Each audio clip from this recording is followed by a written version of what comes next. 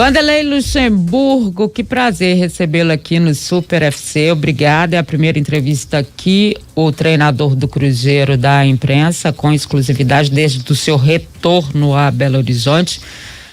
Retorno que ele faz com que o Cruzeiro permaneça na Série B, o que era muito difícil, muito complicado, né? E o que ele mesmo falou nos bastidores, né? Cruzeiro divulgou esses dias, é pouco, né? Pro Cruzeiro e para ele. É pouco para ele e para o Cruzeiro, e eu conheço bem essa história porque o Vanderlei é um vencedor, né? Vencedor de Copa do Brasil, de Campeonato Brasileiro, de um histórico muito grande de vitórias, e sem dúvida nenhuma isso não é o que ele queria para o Cruzeiro, mas foi o que ele pôde fazer. A gente está vendo aqui um monte de mensagens agradecendo ao treinador a permanência do Cruzeiro na Série B. É ruim dizer isso, né, Vanderlei? Mas é um trabalho que foi complicado de fazer também, né? Obrigada. Edmar, é um prazer falar com você. É a primeira entrevista que eu dou em Belo. O Ricardo Rocha está me ligando aqui, às vezes eu troco o sumo aí. Aguarda aí, Ricardo. É a primeira entrevista que eu dou, e você sabe que você é uma pessoa que tem um carinho muito grande, trabalhamos juntos, um trabalho sensacional lá no Cruzeiro, e que deu resultado, fizemos coisas brilhantes lá, né? E claro que para quem está acostumado a disputar título, a chegar para ganhar, né? E eu tentei, nos jogos decisivos do que nós tivemos do Cruzeiro, nós nem perdemos, perdemos por CSA talvez aqui, mas o jogo decisivo nós empatamos. Se você consegue não avançar no jogo decisivo, aquele que faz a diferença dentro da competição, é sinal que você não está com a equipe pronta para ganhar. Então restou para nós disputarmos, manter o Cruzeiro na segunda divisão para a próxima temporada. É ruim isso, eu mostrei para os jogadores isso. Você lembra que em 2002, quando terminou a temporada, eu falei para os jogadores que aqueles que ficassem comigo para a próxima temporada ia pensar em ganhar e não simplesmente deixar de classificar por um gol. Foi que nós deixamos de classificar por um gol do Romário aos 23 do segundo tempo contra a Ponte Preta. Nós poderíamos ter entrado no lugar do Santos. E aquilo fez com que a gente formasse um time para 2003, né? Então acho que é o que nós temos que fazer agora. O Cruzeiro tem que pensar de uma maneira diferente, porque o que foi feito para 2021 não deu o resultado que nós queríamos. É verdade. Assim, pra gente dizer bem, as palavras do Vanderlei em 2002, que eu me lembro perfeitamente, foi a seguinte: eu não tô acostumado a assistir final de campeonato de casa. Se vocês estão, então vocês vão para casa e assistam, depois vocês me digam quem quer continuar assistindo em casa, porque para mim, eu tô no campo na disputa. Não foi isso, treinador? Foi isso. E foi onde nós decidimos o elenco do ano seguinte. Teve algumas situações para montagem do elenco. A manutenção do Alex foi uma coisa muito difícil, porque ele não tinha tido uma temporada muito boa no Cruzeiro, mas quando eu cheguei ele deu uma melhorada. E foi uma discussão com o Zezé, com o Alvimar, sobre a renovação dele. Eles não queriam renovar. E chegou no momento que eu falei, não, eu quero a renovação dele, porque hoje vai ser o jogador-chave, vai ser o jogador que vai ser a referência nossa. Aí eu falei, tá bom, vocês não querem renovar, porque qualquer risco que tiver, eu desconto do meu salário, que eu pago o salário dele, mas eu quero que ele seja renovado o contrato dele. E renovou, e a Patrícia Teixeira, junto com o Melo e o Selame, né, o Emerson, conseguiram colocar ele com 9% de gordura, de percentual de gordura, e ele voou. Foi a melhor temporada do Alex de todos os tempos. Fantástico, e ele tem esse carinho todo. Bonito a gente recordar isso, né? Legal. Muito bacana, tenho certeza que o torcedor nesse momento está muito feliz de lembrar essas épocas e saber que é esse treinador vencedor que está lá de novo, né, Pedro Abílio? E eu feliz de recebê-lo aqui, Luxa, é um prazer. Pedro Abílio falando com você, boa tarde. Eu queria saber, já que falamos sobre tantas renovações aqui, sobre o Fábio. O Cruzeiro anunciou hoje da renovação dele, você mesmo já tinha falado, era uma coisa que já estava encaminhada, adiantada. Mas teve alguma parte sua, teve alguma participação do atual treinador nessa renovação? Boa tarde. Boa tarde, Pedro, um abraço, um prazer falar com você. Claro, fui perguntado sobre a renovação do Fábio. Eu acho o Fábio hoje, eu falei para ele pessoalmente, ele está mais fino e melhor do que em 2015, quando eu estive aqui na última passagem. Ele tá treinando muito mais. Eu vejo os treinamentos todos os dias. O rapaz, o treinador de goleiro, o André, o segundo nome do André é meio complicado, nem sei falar. O André é muito bom treinador de goleiro e bota o Fábio para treinar, e o Fábio está treinando com alegria. Ele quer completar o recorde dele de jogos como jogador de Cruzeiro. Então acho que se ele não tivesse bem, claro que eu não ia querer a renovação dele, mas ele está inteiro, ele está em forma. O jogo último passado contra o Brusque, ele mostrou que ele está com reflexo apurado, está em forma. É claro que eu não quero que você nomine aqui, né, mas passa pela sua cabeça, sabe? Tem alguém que você olha para o mercado e vê potencial de substituir o Fábio hoje? Tem. Muito bem. É para que lado? Pro sul, pro nordeste, pro leste? Brasil. Tá respondido. Vamos colocar o Arthur Moraes na conversa, óbvio. Arthur Moraes, chega mais. Pois é, deixa eu pegar o lenço aqui, enxugar aqui pra não babar, né? É porque eu jamais vou deixar de externar a admiração que sempre tive pelo trabalho do Luxemburgo, a competência e a história dele no futebol mostra realmente o que ele é. O Pedro Abílio destacou aí essa excelente notícia, a renovação de contrato com o Fábio. Eu diria até que uma semana altamente positiva, volta do time ao Mineirão, vitória na terça-feira, aproveitamento do Luxemburgo de G4 para fechar com chave de ouro, grande Vanderlei Luxemburgo. Tá uma notícia boa aí, o torcedor tá esperando tanto que você deu sim, claro que você já externou aí o que você vai querer, já deixou um recado que foi mais do que direto, porque você sempre pensou gigante, a Dimara também ilustrou isso. É pra voltar ano que vem a divisão de elite do futebol brasileiro. Seja bem-vindo ao programa. É uma satisfação muito grande poder estar com você aqui ao vivo hoje na nossa programação. Luxa.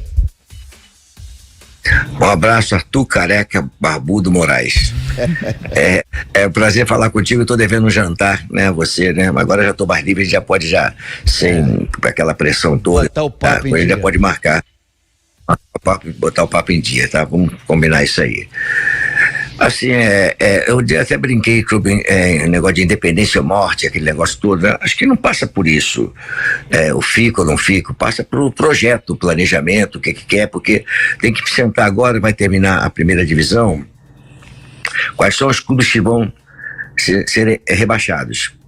Isso é muito importante, porque os que subiram da Série C, subiram 2 de São Paulo. Com mais 2 de São Paulo que já tem, se o Guarani se mantiver na segunda divisão ou ascender a primeira divisão, ficará 3. Se ficar na segunda divisão, são 4 clubes de São Paulo. Você tem praticamente o Sport Náutico do Recife, tá? Se o Grêmio não sair, cair, seriam 3 grandes: Vasco, Cruzeiro e Grêmio. Mais clubes de tradição como o Náutico, Ponte Preta e vai por aí afora, como Chapecoense, que está acostumado, Juventude, que são viagens complicadas. Então, você vai ter que repensar o planejamento. Não um planejamento para você botar um time que vai para a segunda divisão, não, muito pelo contrário. Essa segunda divisão vai ser uma primeira divisão disfarçada como segunda. Porque vai ter 3 clubes grandes, mais clubes centenários, mais clubes que estão acostumados a estar na primeira divisão e voltam para a segunda divisão. Então, eu acho que o planejamento é um planejamento diferente do que se imaginava.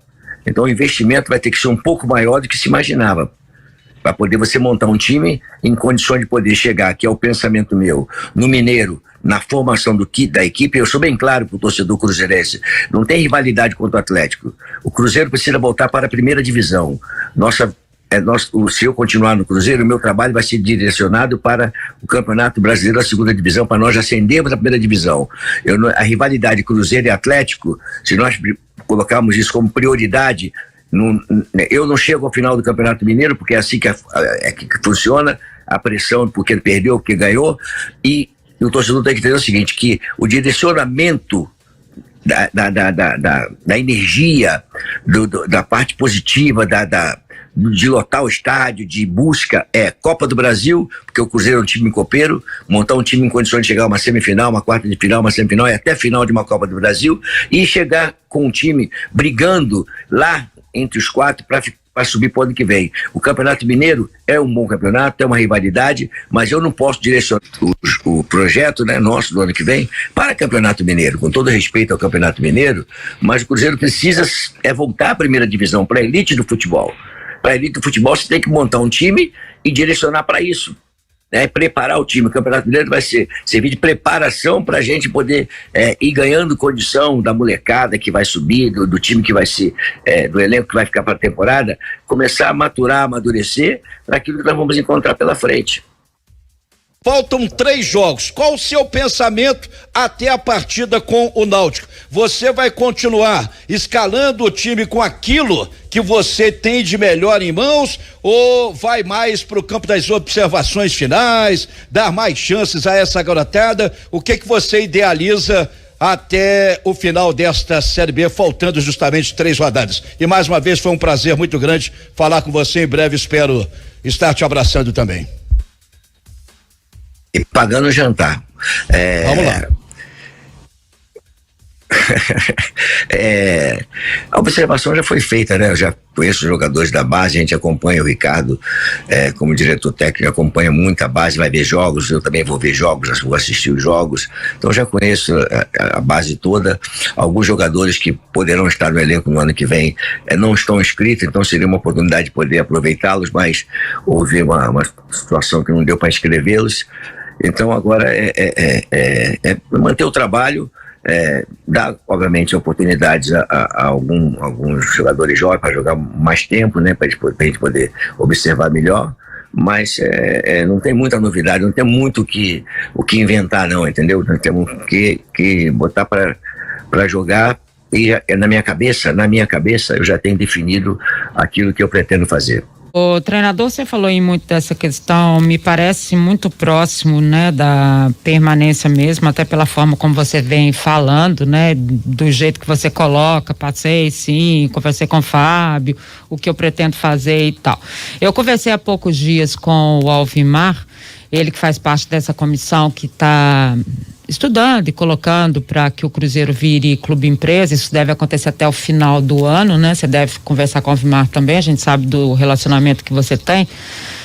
Mais ou menos 222 milhões seria o aporte financeiro aí para o Cruzeiro virar uma empresa mesmo e o investidor chegar, né?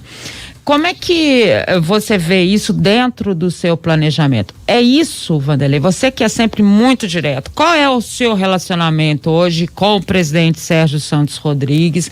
Qual é o seu relacionamento com o Pedrinho dos Supermercados BH, que a gente sabe que socorre o Cruzeiro sempre que é necessário? E essa transformação do Cruzeiro em empresa, é isso que você precisa para poder ter a certeza desse trabalho que você quer fazer? Odimara, eu já tenho conversado, primeiramente agradecer ao Pedrinho, né, Supermercado BH, porque ele socorreu a gente nos momentos mais complicados, ele se mostrou presente, tanto é que eu espontaneamente passei a usar a camisa com BH, porque eu acho que me senti na obrigação de poder fazer, usar o uniforme, retribuir a generosidade dele ao que ele fez pelo Cruzeiro, pelo meu trabalho, porque eu vim porque ele queria que eu viesse para cá, então eu passei a usar a camisa sem pedido nenhum, não houve nenhum pedido, porque eu achava que deveria ser dessa forma. Meu relacionamento com o Sérgio é muito bom, sempre, não temos nenhuma área de atrito, conversamos bastante, ele está em busca de solucionar problemas do Cruzeiro, né, da ordem financeira, com a SAF, tem me passado, só que eu tenho experiência, Dimara, as pessoas, o futebol tem memória muito curta, né, mas as pessoas acham que uma renovação de contrato passa por sim ou não, eu fico ou não fico, ela passa por discussão de projeto, do que planejamento, uma série de coisas, né? E é isso que nós temos buscado discutir. As pessoas têm memória curta, né? Mas eu tenho uma experiência muito grande, e até na minha vida privada, com as empresas que eu tenho, né? Eu sou empresário, tenho algumas empresas, alguns negócios, e eu fui gestor do Palmeiras juntamente com a Parmalat, fui gestor do Corinthians com a Riquelme. Então, quer dizer, isso me dá bagagem. Eu sei que se tiver um investidor, com certeza ele vai querer botar alguém da parte deles dentro do futebol, para entender o futebol, para saber que funciona. Então, é importante saber quem é essa pessoa, quem vai ser essa pessoa, até onde ele vai mandar, até onde ele vai determinar. De repente ele não quer que eu seja o treinador, ele prefere um outro treinador, já que ele vai ser o investidor maior. Ele vai determinar. Então essas coisas estão tudo no ar. Com a experiência que eu tenho, eu sei que é por aí, né? Porque se eu boto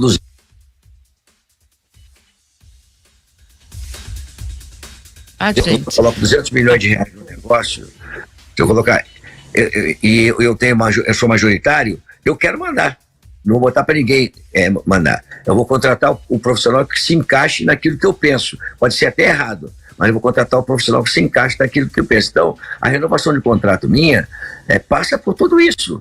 Saber quem é que vai ser o gestor, quem é que vai ser o investidor, se ele quer a minha permanência, se ele acha que eu tenho experiência para isso, se eu tenho bagagem para isso, uma série de coisas que ela vem muito mais importante do que o sim ou não, né, para renovação de contrato.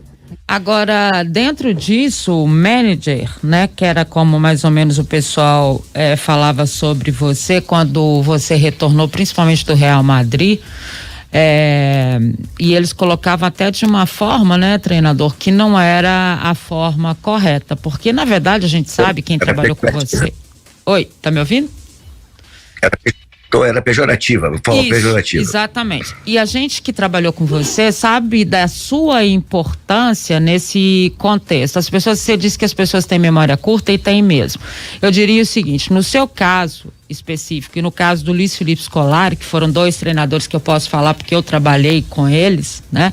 Da importância que vocês tiveram. É bem assim, ó, gente, quem viu, viu, quem não viu, tchau. Não vai ver mais uma disputa com esses 2 grandes treinadores, para mim os maiores nomes que nós tivemos em determinado tempo no Brasil. Hoje é outra história, a gente pode dividir aí em uns 5, 6, 7, 8, sei lá mas de disputas, de histórias, mas de treinadores que tinham uma influência direta nas contratações, na condição financeira dos clubes, na forma como se conduzia a própria história desses clubes, né? Muita gente falava de uma rivalidade entre vocês, e vocês eram muito amigos, ligados, e não sei hoje, são ainda, né? Somos amigos até hoje. Acabou de mandar uma mensagem pra mim, parabéns, me chama de velho, né? Eu falo, eu sou velho, sou eu, né? Você não, né? E mandou uma mensagem pra mim, dizendo, legal que você manteve o time na segunda divisão, mas a gente quer, sabe que a gente quer a primeira divisão, então tem que fazer alguma coisa diferente. Ele falou comigo isso aí, mandou uma mensagem para mim. Exatamente, e era completamente diferente para quem estava perto e via isso. Essa condição, e aí você colocou o nome pejorativo, né? É exatamente o que está se fazendo hoje e o que está se buscando fazer com os clubes hoje. Hoje um treinador não pode ser só aquele cara que aceita o que vem ou o que tá por aí. Ele tem o conhecimento do futebol dentro das 4 linhas, ele tem o conhecimento do investimento. Treinador bom, e isso você me disse várias vezes, é treinador que revela, é treinador que dá retorno pro clube nessas condições, né? De jogadores, de história, de menos investimento e mais lucro. Isso faz parte do negócio futebol, e você faz isso há muito tempo, né? Guimara, você tocou num ponto importante, até tem uma matéria hoje, nem sei se eu dei essa matéria, se eu falei isso aí, aonde que falei, se foi na entrevista coletiva pós-jogo, sobre a função do diretor executivo, né? Você trabalhou comigo lá aqui no Cruzeiro, e E eu trabalhei com o Maluf, diretamente sentado na mesa com o Maluf, negociando tudo que tinha que negociar, e o futebol era comigo, e ele negociava tudo que tinha que negociar, e o planejamento era bem feito entre ele, o presidente, o Zezé, depois o Alvimar, e não teve nenhum problema, nenhum tipo de problema. O que aconteceu é o seguinte, que houve uma mudança dentro do futebol, que houve uma desvalorização do técnico, uma hipervalorização do diretor executivo. O que aconteceu com isso? Nós fomos ficando sem voz, quer dizer, o diretor executivo contrata quem ele quer, bota dentro do clube quem ele quer e manda o treinador embora. Mas ele contratou os jogadores, treinador, e manda o cara embora. Tem essa história do futebol aí, que tem diretor executivo mandado 5 treinadores que ele contratou embora, 8 treinadores embora.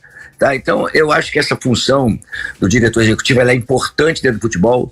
Houve a mudança de nome, eles eram gerentes, como era o Maluf, como era o diretor executivo, mas era o gerente do clube, era o manager do clube, né? E eles fizeram uma associação, está correto, associação de diretores executivos, só que eles se colocaram acima dos técnicos, acima de todo mundo. Ficou entre a diretoria. Peraí, eu não vou ser subordinado a quem conhece menos futebol do que eu. De jeito nenhum você subordinado. Ele tem que saber o seguinte, que eu fui pro Real Madrid, eu trabalhei com o orçamento que o Real Madrid me deu para eu contratar os jogadores. E eles faziam o negócio, eu indicava os jogadores, sabia o orçamento que eu tinha, e eles iam fazer a negociação. Eu não participava de negociação, participava sim, para baratear, para dizer que o jogador não valia tanto no mercado, tinha um jogador que tinha que pagar menos, falar que tinha que o jogador que era investimento, falar que o jogador é da categoria de base, tem que subir. É o trabalho que o técnico agora. Eu tenho o diretor executivo para quê? Para eu receber ordem do diretor executivo, eu aceito o diretor executivo sem problema nenhum, desde que nós estejamos lado a lado, caminhando junto, claro. Ele na função dele, eu na minha função. Eu não atropelo a dele, ele não atropela a minha. E as pessoas não me conhecem, Dimara.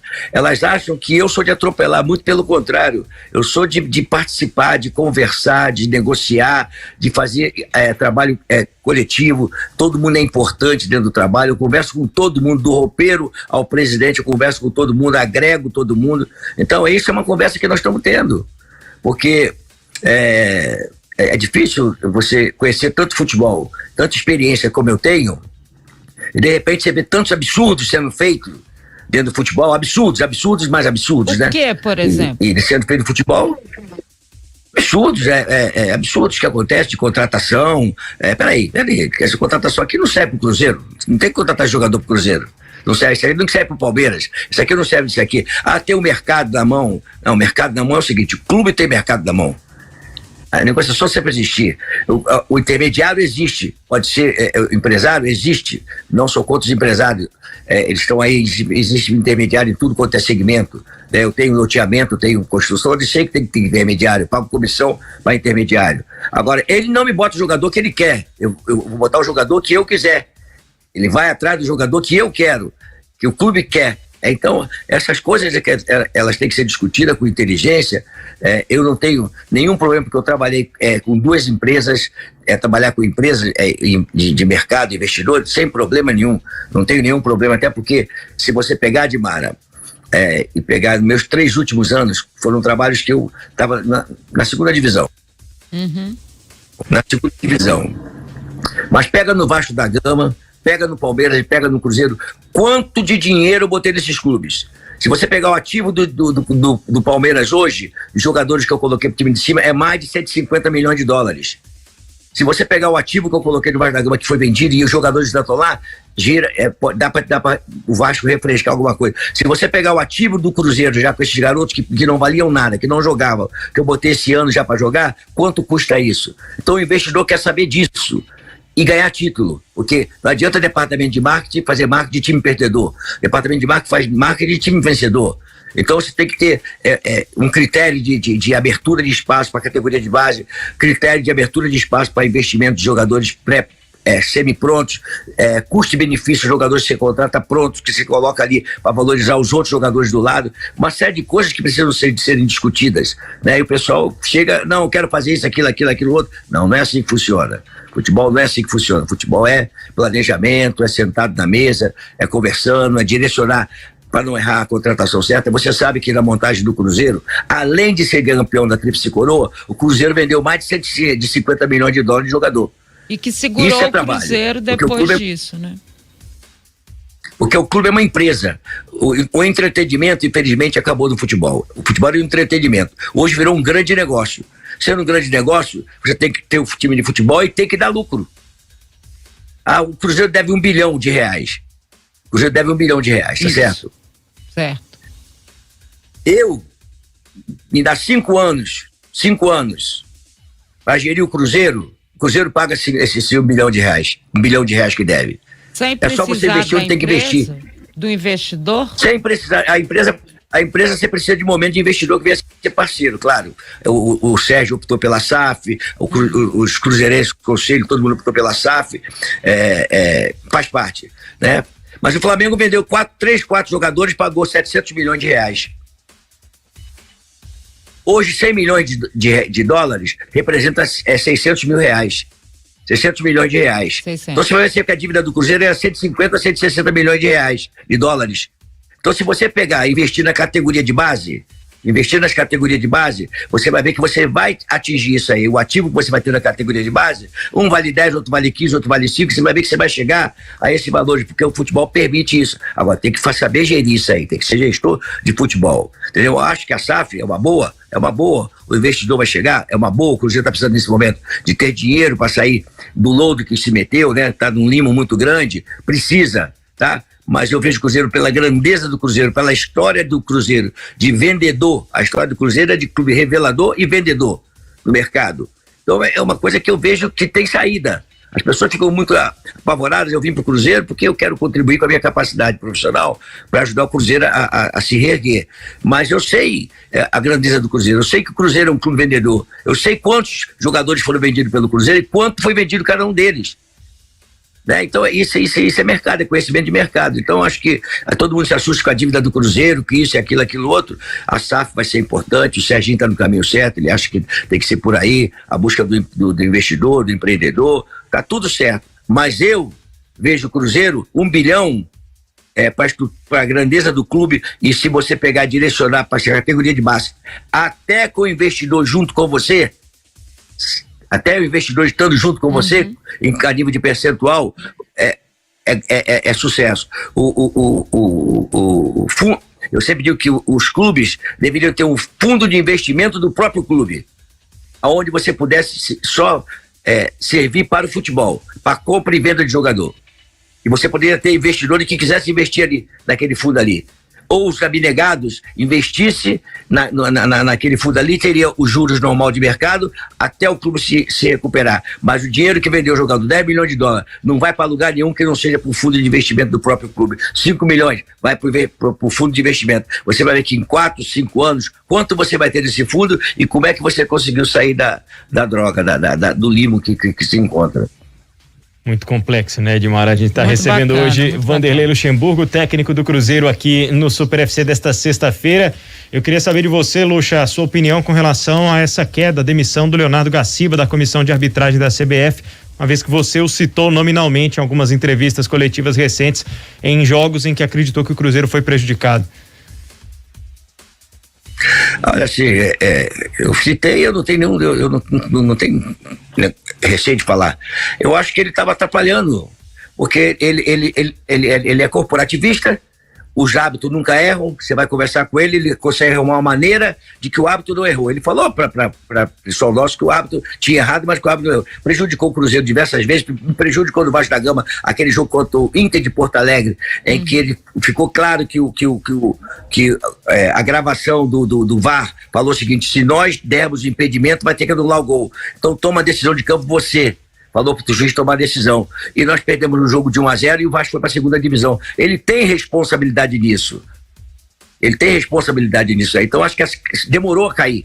O meu freio demorou a cair. Agora, só que eu não acho que seja a queda do Gaciba que vai endireitar. Eu acho que precisa renovar, botar pessoas diferentes, que não estejam comprometidas com o meio. Seja um meio diferente, seja pessoas que vão chegar para fazer alguma coisa diferente. Porque se você pegar lá, você sai de fulano para Beltrano para Ciclano, entrou agora um cara que eu gosto muito lá, que vai ser até o final do ano, né? Que é o mineiro... Alício. O Alício. Mas ele está lá há muito tempo. Ele está lá há um tempão. É isso. tá lá um tempão, entendeu? Então, ele é um cara correto, é um cara sério, torço para que ele faça um grande trabalho, ele é competente, tomara que dê certo. Mas ele tá lá um tempão, aí você vai no outro, no Pereirão tá um tempão, no Sérgio Corrêa tá lá. Sérgio Corrêa foi um dos problemas que teve na arbitragem brasileira durante muito tempo. Ele tá lá, Sérgio Corrêa. Então, são essas coisas que acontecem, né, a gente já sabe mais ou menos como é que é o caminho. Espero que o Edinaldo, que é uma pessoa boa, de bom senso, né, consiga equilibrar. E que o Alício, se for Alício, boa sorte para você, mas muda. O árbitro não é dono do espetáculo, o árbitro não é dono do jogo, o árbitro participa do jogo. Estão com muita autoridade, muito poder e muitos erros. Poder com erros. O VAR não pode ser o juiz de um jogo de futebol. O VAR é auxiliar de um juiz de futebol, de um árbitro de futebol. E o VAR está sendo juiz, está sendo a decisão. Os juízes deixaram de ser juízes, árbitros de futebol, para esperar o VAR tomar a decisão por eles. Não, o VAR vai dar o auxílio, se for necessário, dar o auxílio para ele. E houve uma mudança muito grande, que o jogo ficou uma merda, porque os VAR interferem toda hora e interferem no resultado de jogo. Vá, fica quieto, sossega. Se você for chamado de alguma coisa que você percebeu que aconteceu e que o juiz passou, aí tu vai chamar a atenção do cara. Agora você vai querer toda hora chamar para mostrar uma coisa que o árbitro tem que tomar decisão dentro do campo de jogo e coisas normais de jogo de futebol. Quantas expulsões nós vimos em slow motion, tá? Câmera lenta, que não era para ser. Eu tive uma discussão, a Dimara se lembra disso aí, com o Luiz Veiter, que era presidente do Tribunal Superior Tribunal Executivo, porque ele achou que o Edu Dracena puniu o Edu Dracena em 3 meses, que ele achou que o Edu Dracena tinha dado uma cotovelada no jogador do Atlético, que foi meu jogador no Cruzeiro, do Palmeiras, esqueci o nome dele, faleceu. Esqueci. Aí você mostrou as imagens, Era um ponta direita, era um atacante do lado direito. Peraí, daqui a pouco eu te falo. Esqueci o nome dele lá. O que acontece é o seguinte, eu falei pro Luiz Veiter, presta atenção, você fica num escritório com ar-condicionado, olhando slow motion, olhando o tape. Vem pegar sol, pegar chuva, e você vai ver o que vai acontecer. Não foi o Edu Dracena que deu a cotovelada no cara, foi o menino que foi de encontro ao Edu Dracena, o Edu Dracena foi de encontro à bola, e ele bateu com o maxilar no cotovelo do Edu Dracena, e ficou provado isso. Então, são coisas que eles não sabem, tomam decisões equivocadas e prejudicam equipes com barbaridade. Você ficar sem Alex Alves, você perdeu um jogador que tá lembrando aqui, tá? Mandando um abraço também para você. Outro para ele aí, o Alex Alves, foi isso mesmo. O Edu Dracena, tanto é que o Paulo César, que era o árbitro, nem cartão amarelo deu pro Edu Dracena, porque ele estava debaixo do lance. Então, são algumas barbaridades que acontecem. É verdade, é incrível, né? É uma aula, né? Sempre. Eu acho que isso que é importante a gente saber dessa história toda e saber que a gente tem treinadores como esse. Por isso que eu sempre digo, o futebol brasileiro desrespeita os profissionais, né? Não é só questão de memória, é desrespeito a quem já fez tanto pro futebol brasileiro. Às vezes eles dizem assim, o Vanderlei foi treinador do Real Madrid, mas ficou pouco tempo. Gente, é um brasileiro que foi ser técnico dos Galácticos, cheio de situações, de histórias, de não sei o que. Eu estive lá, né? Com uma política danada, né, Vanderlei? Porque eles acham que lá não tem política.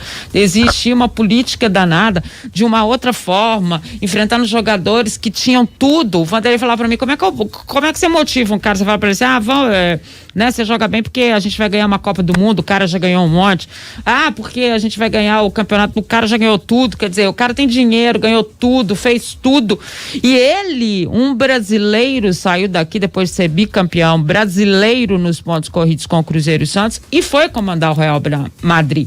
Isso ao invés de se valorizar o que se faz, como o caso do Filipão também, né? Enfim, são treinadores, o que é uma coisa dificílima de acontecer com o futebol brasileiro, e o Vanderlei viveu essa história, né? Meu aproveitamento foi impressionante, foi 74% de aproveitamento do Real Madrid e o Barcelona 82%, então não tinha jeito, o Barcelona estava voando e a gente não conseguiu chegar perto do Barcelona. E eu saí, hoje eu não sairia do Real Madrid da forma como eu saí porque eu discuti com o presidente no hall do vestiário, ele descendo da tribuna e eu subindo do campo, nós nos encontramos no hall do vestiário, que entrava pro vestiário ali, ele me fez uns questionamentos na frente de todo mundo, eu não gostei, respondi para ele que eu não tinha ido para lá porque ele me chamou. Então, se eu tivesse que voltar, eu voltaria. Hoje, eu tinha muito, ele me chama sempre, fala comigo sempre, eu ia falar para ele, presidente, vamos almoçar amanhã nós tratamos desse assunto. Não, mas aí também, a inexperiência, né? Por mais bagagem que eu tivesse, a inexperiência prevaleceu. Hoje eu faria diferente. Só que com relação a diretor executivo, tá se falando muito do Alexandre, né, Matos de vir para o Cruzeiro, né? Ótimo. Que as pessoas, o Luxemburgo não quer o Alexandre Matos, não tem nada disso de não querer Alexandre Matos, não tem nada, absolutamente nada disso de querer ou não querer. Nós estamos falando de planejamento de projeto, de obrigações que cada profissional tem que ter. Eu não tenho nada contra o Alexandre, sei que ele é competente, sei a capacidade dele, mas os espaços têm que ser respeitados. Só isso que tem que ser feito. Com o Alexandre, ou com o Manel, ou com o Pedro, ou com o Joaquim, ou com o Luxemburgo, ou com o Felipão, ou com o Mano Menezes, os espaços têm que ser respeitados. Acho que o treinador tem que voltar a ocupar o espaço que foi perdido. Nós perdemos espaço. Eu acho que nós temos que reocupar esse espaço, porque o treinador tem que ser uma figura importante. Ele não pode deixar essa figura importante. No organograma do Palmeiras, tá certo? O treinador é a quarta pessoa mais importante do organograma do Palmeiras. Mas assim, só pra gente finalizar, você trabalharia com Alexandre Matos? Isso é uma possibilidade? Eu trabalharia com o Alexandre, com o Manel, com o Pedro, com o Joaquim, com qualquer um, sem problema nenhum. Eu não estou falando de pessoa, eu estou falando de espaço profissional. Tem que se respeitar o espaço profissional. E a minha busca é de reconquistar o espaço do técnico no futebol brasileiro. Reconquistar. Por exemplo, eu vou dizer para você agora, eu queria ficar no Vasco da Gama, mas até foi bom porque eu vim pro Cruzeiro, um clube que eu adoro, que eu gosto. E o Vasco da Gama optou em contratar um jovem de 31 anos para ser o gestor do Vasco da Gama, para ser o diretor executivo. Que experiência ele tem, tá certo? Que bagagem que ele tem para entender o que é o Vasco da Gama, a grandeza do Vasco da Gama, o que ele conhece de mercado empresário, todo mundo conhece. O que ele conhece do Vasco da Gama, o que ele conhece do torcedor do Vasco da Gama, qual a reação da torcida do Vasco da Gama, como é que ele se comporta, que história que o clube teve, o que ele ganhou, o que ele não ganhou, como é que ele vai se posicionar. Aí foi entregue a um rapaz de 31 anos. Não tem nada contra. Excelente profissional. Vai ser um dos melhores. Só que tem tempo. Você tem que maturar. Você tem que ganhar seu tempo. Entendeu? É isso. Esse é o técnico do Cruzeiro, Vanderlei Luxemburgo. Antes da gente se despedir do Luxa, só porque o nosso colunista já vai falar de vôlei na sequência, e ele pediu para dar um alô pro Vanderlei Luxemburgo. Tá com a gente também. Bruno Voloche, direto do Rio de Janeiro, não é isso, Voloche? Um abraço para você. Bruno Voloche, olha, caramba, rapaz, satisfação, rapaz. Quanto tempo, rapaz. Prazer é todo meu. Eu sou fã. Eu chamava de Bruno Voloche.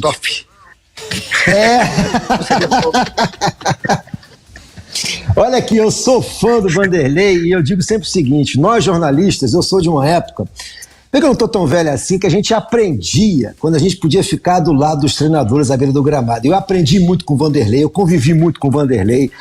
Eu me lembro também a época de Olimpíada de Sydney, quando ele foi técnico da seleção. E primeiro eu vou passar um recado pro Vanderlei, que um dirigente do Botafogo pediu, dizendo o seguinte, ele ainda vai ser técnico do Botafogo, que é o sonho desse dirigente, independente do que o Anderson esteja fazendo. Ponto 1. E você sabe quem é. E ponto 2, eu queria saber do Vanderlei, eu vi ele falando de Vasco, dessa situação dramática que vive o Vasco, qual o parâmetro que ele consegue enxergar nesse momento do Botafogo, vivendo no alto, praticamente na primeira divisão, e o Vasco nessa dralha que se encontra hoje. Vanderlei, um prazer poder falar com você. Prazer é todo meu, rapaz. Saudade, tanto tempo, rapaz. Muito, muito legal falar com você. Muito bom mesmo. do fundo do coração. Olha, assim, o Botafogo ele cresceu dentro da competição e o Botafogo ele não mudou do time da primeira divisão que disputou, que caiu, para a segunda divisão. Ele acrescentou alguma coisa, mas manteve praticamente a base toda foi mantida. Ele se reorganizou, né? Eu até falei já uma entrevista sobre isso. O Brasil menospreza muito aquilo que é a história do futebol brasileiro, né? Botafogo e Santos tem que ser preservado a vida toda, porque Botafogo e Santos jogaram os melhores jogadores do mundo. Então isso tem que ser preservado, está nos anéis, tem que estar nos anéis da história do futebol mundial eternamente. Porque quem é que teve Garrincha? Botafogo. Quem é que teve Pelé? Santos. Quem é que teve Didi?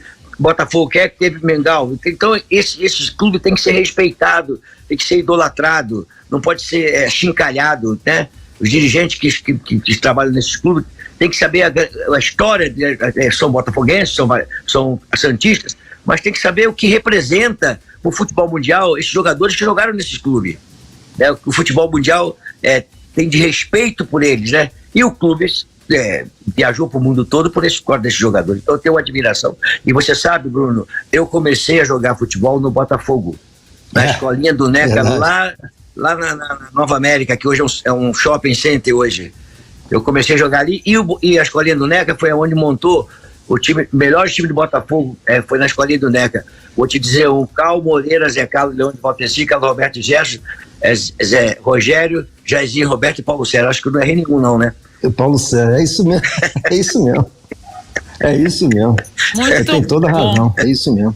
É muito bom. Ô, Vanderlei, Voloche, a gente queria ter tanto tempo para falar com ele, porque ele tem tanta Voloche, coisa. Mas é difícil. Hã? É o quê? Bruno, tá bom, só Bruno tá bom. Esse negócio de mas eu trabalho com ele também há anos, sabia? Nós somos assim, ó. Aqui, treinador, vai me prometer que você vai voltar para esse papo bacana com a gente outras vezes, para falar o jantar mais pra dele, gente. Eu pago. O vinho não, porque o vinho que ele toma é muito caro, viu, Vanderlei? Um pouquinho. É um pouquinho. Cara, assim, ó, tomar vinho ruim é horrível, cara. Você parece com dor de cabeça. Não, tem que tomar um vinho bom, cara. Vinho bom. Tá falando. Aqui, como você é um homem da comunicação, pro pessoal que não sabe, Vanderlei tem TV lá, né? Enfim, é um homem da comunicação. Eu sou dono da TV. TV o quê?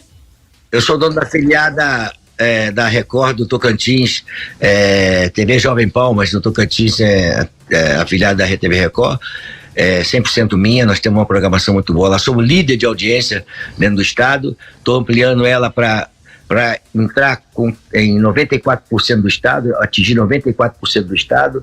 Então tem um investimento lá muito bom e eu calhou entrando para a comunicação por negócio, não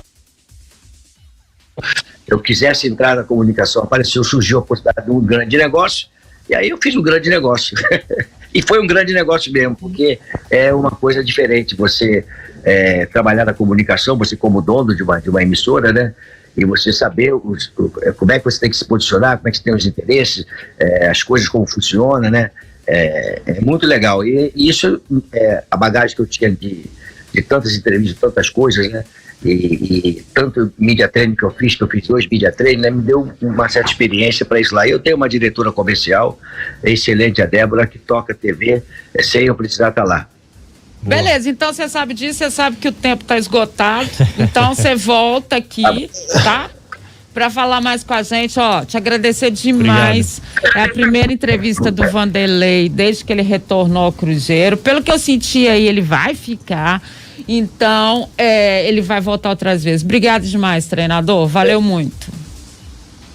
Obrigado, Bruno. Prazer mesmo ter falado contigo, rapaz. Você não tem noção, porque é tanto tempo que a gente não se fala. A gente tem prazer é todo meu, Vanderlei. Você faz muita falta. Prazer é todo meu. Valeu. Ao Pedro, a Dimara, que é minha irmãzinha de coração, gosto muito dela, trabalhamos juntos aí. Eu agora estou à disposição. Eu não estava querendo dar entrevista porque era um momento complicado e você dar entrevista é muito complicado. Eu estava me posicionando através do meu canal, porque aí você bota lá, as pessoas chupam aquilo lá e falam, e vão interpretar, vão fazer o que tiver que fazer. Mas agora eu estou ali para poder atender a imprensa de uma maneira geral, porque também a imprensa quer falar com com a gente, né? E, acabando a pandemia ano que vem, com certeza eu vou abrir a toca da Raposa para que a imprensa possa assistir os treinamentos, porque eu acho que o patrocinador não pode ficar com a semana toda com o centro de treinamento fechado sem expor o produto dele, né? Então nós temos que abrir o centro de treinamento para atender a imprensa, para a imprensa saber o que está acontecendo e também expor, apresentar o parceiro que você está. Treinamento se apresenta muito mais do que em jogos, né? Muito mais, você aparece muito mais. Só não levar a Dimara pra televisão sua aí, viu, Lúcio? Só não negociamos a Dimara. Deixa ela quietinha na SUP aí, viu? Valeu. Mas se bobear, ela vai pra lá. Se bobear, ela vai pra lá. Tá falado. Beijo, treinador. Valeu demais. Obrigado. Obrigada. Vanderlei Luxemburgo.